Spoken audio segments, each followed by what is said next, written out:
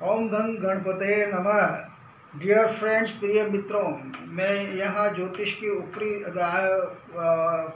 पहले तो मैं आपको बहुत बहुत इस बात का धन्यवाद दूं कि आपने मेरा पुराना वीडियो बहुत अप्रिशिएट किया और बहुत अच्छा रेस्पॉन्स दिया। आप लोगों ने मुझे आदेश दिया कि मैं आपसे हिंदी में बात करूं, तो इसीलिए मैं अब से आपको ये हिंदी में वीडियो दे रहा हूं।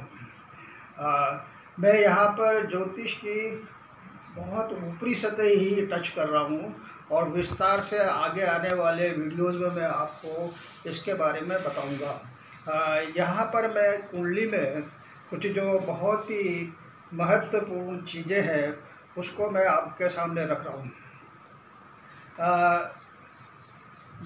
जो ज्योतिष के जो अच्छे योग हैं, वो आपकी ज़िंदगी में कैसा ही गर्दिश का टाइम आए, कितनी ही दिक्कत आए, कैसी भी ख़राब से ख़राब दशा महादशा चल रही हो, तो वो अच्छे योग आपका रक्षा करते हैं और आपको उस संकट वाले समय से उभार लेते हैं।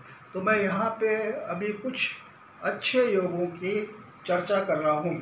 इसके पहले मैं आपको ये बता दूँ कि जो राहु है, मेरे पास अधिकतर जो आते हैं वो राहु से पीड़ित होते हैं। और राहु एक ऐसा ग्रह है, अशुभ ग्रह है, जो लोगों की ज़िंदगी को बहुत कुछ दिक्कतें देता है। लेकिन राहु हमेशा दिक्कत भी नहीं देता। राहु यदि केंद्र में उच्च का बैठा हो और अकेला हो, उसके साथ कोई ग्रह नहीं हो और उस पर किसी भी ग्रह की दृष्टि नहीं पड़ रही हो, तो वो एक स्वतंत्र राजयोग बनाता है और अच्छा योग बनाता है। लेकिन उसके साथ अगर दशम भाव में राहु उच्च का बैठा है तो वो बहुत बड़ा राजयोग बनाता है। किंतु उसके साथ अगर कोई दूसरा ग्रह बैठा हुआ है या किसी ग्रह की दृष्टि पड़ रही है तो वो राहु कमज़ोर पड़ जाता है। किंतु इसके अलावा हालांकि वो प्रोफेशनल प्रोग्रेस बहुत अच्छी देता है, आदमी को ऊंचाइयों पे ले जाता है, लेकिन इसके अलावा वह पारिवारिक संकट भी देता है, स्वास्थ्य के लिए भी दिक्कत देता है और मेंटल टेंशन भी देता है। अब मैं आपको कुछ ऐसे योग के बारे में चर्चा करूँगा। ये पंचमहापुरुष योग, ये योग लग्न में केंद्र स्थान से, मतलब लग्न से केंद्र स्थान में बैठे हों उच्च के, तो ये योग बनते हैं। अगर उच्च के नहीं हैं, स्वराशि के हैं, तब भी ये बनते हैं। लेकिन अगर उच्च के हैं तो ये बहुत अच्छा फायदा देते हैं। पहला जो योग है हंस योग की मैं बात कर रहा हूँ। हंस योग लग्न से चौथे भाव में कर्क राशि का गुरु उच्च का बैठा हो तो वह व्यक्ति बहुत ऊंचाइयों पर जाता है एवं ज्ञान का भंडार होता है, उसके जीवन में अभाव नहीं रहता, तथा वह व्यक्ति का भाग्य सुपर होता है। अगर एक नाव में 100 व्यक्ति यात्रा कर रहे हैं तो उस पर 99 मर जाएंगे और वो बच जाएगा। तो इतना अच्छा ये योग है हंस योग। लेकिन अगर इस हंस योग में गुरु के साथ राहु बैठ गया तो फिर गुरु चांडाल योग हो जाता है और इस हंस योग को भंग कर देता है। फिर हंस योग का इतना अच्छा असर नहीं रहता। दूसरा योग मैं आपको बता रहा हूँ मालव्य योग। मालव्य योग में शुक्र लग्न से चौथे भाव में, 7वें भाव में, 10वें भाव में या लग्न में उच्च का बैठा हो तो ऐसे आदमी को मटेरियलिस्टिक प्लेजर्स, सुख सुविधाएं, भौतिक सुविधाओं का अभाव नहीं रहता। वो आदमी के पास घर का मकान, घर हमेशा लग्जरी कार और उसके पास धन की कमी नहीं रहती। ऐसे व्यक्ति में स्वतः ही आकर्षण होता है, वो दूसरे व्यक्तियों को आकर्षित करता है तथा वह जीवन में खूब ऊंचाइयां बटोरता है। अगर शुक्र उच्च का 10वें घर में बैठा है तो ऐसा व्यक्ति फिल्म इंडस्ट्री में और नृत्य, संगीत, इसमें भी बहुत तरक्की करता है।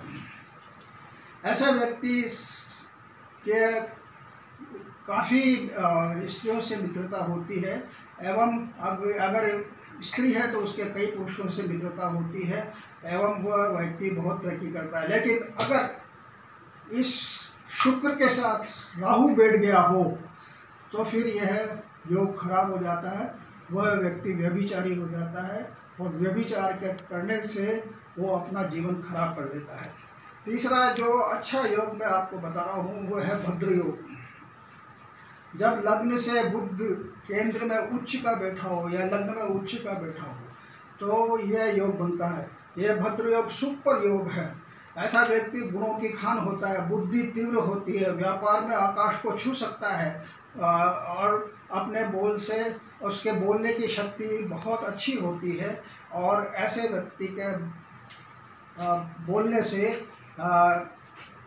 लोग बहुत प्रभावित होते हैं, उसकी वाणी से बहुत प्रभावित होते हैं। ऐसा व्यक्ति बहुत बढ़िया भाषण करता भी होता है एवं वह साहित्य में भी बहुत तरक्की कर सकता है और वह पुस्तकें भी लिखता है। लेकिन अगर राहु इसके साथ बैठता है तो ये योग खराब हो जाता है। चौथा योग जो मैं आपको चर्चा कर रहा हूँ वो शश योग है। यह शश योग केंद्र से शनि लग्न में, चौथे घर में, सातवें घर में और 10वें घर में अगर उच्च का बैठा है, उच्च का मतलब तुला राशि का बैठा हुआ है, तो यह योग बनता है। अगर स्व राशि का हो तब भी ये योग बनता है। और ऐसा व्यक्ति अगर 10वें घर में शनि उच्च का है तो वह राज्य पक्ष में बहुत तरक्की करता है। यह जुडिशियल सर्विसेज में बहुत आगे जा सकता है, यहाँ तक कि हाई कोर्ट में जस्टिस और सुप्रीम कोर्ट के जस्टिस भी बन सकता है। लेकिन अगर ये शश योग लग्न में और सप्तम भाव में बनता है और उसके साथ राहु है और अगर लग्नेश कमज़ोर है तो ऐसा आदमी को डिप्रेसिव फेस आ सकता है और वह सुसाइडल टेंडेंसी भी डेवलप हो सकती है। तीसरी चीज़ वह उसको मेंटल डिजीज़ भी हो सकती है। अगर उसने उसकी शादी कुंडली मिलान करके नहीं की हो तो पत्नी के साथ दिक्कत आ सकती है और पत्नी के स्वास्थ्य में दिक्कत आ सकती है। अब मैं आपको 5वां योग जो बता रहा हूँ वह है रोचक योग। यह मंगल द्वारा बनता है। मंगल अगर कुंडली में, जब मंगल लग्न में हो, चौथे घर में हो, 7वें घर में हो, उच्च का हो या स्व राशि का हो, तब भी रोचक योग बनता है। किंतु अगर मंगल लग्न में है, चौथे घर में है, सप्तम भाव में है और अगर बिगड़ कुंडली मिलान के विवाह हुआ है तो दाम्पत्य जीवन में कुछ दिक्कतें आ सकती हैं। इसलिए ऐसे व्यक्ति को जरूरी है कि कुंडली मिलान से शादी की जाए और अगर हो गई है तो उसके उपाय किए जाए। मैं आपसे ये निवेदन करना चाहूँगा कि आगे मैं आपको और भी अच्छे योगों के बारे में चर्चा करूँगा और जो दूसरे जो अशुभ योग है उसके आगे की वीडियो में हम आपसे बात करेंगे। अब आपको इनमें कोई भी दिक्कत हो और आप मेरे से संपर्क करना चाहें तो आप कर सकते हैं। ये जो और आपका जो बेल का बटन भी दबाएं ताकि जो मेरा नेक्स्ट वीडियो आए उसकी सूचना आपको मिल जाए। अब मैं आपसे करबद्ध ये प्रार्थना करना चाहूँगा कि अभी हमारे देश पे संकट काल चल रहा है तो आप अपनी श्रद्धा के हिसाब से के लिए सहयोग करना चाहें आपको करना चाहिए, ताकि क्योंकि हम हमारे देश को दुनिया में नंबर 1 बनाना चाहते हैं। धन्यवाद।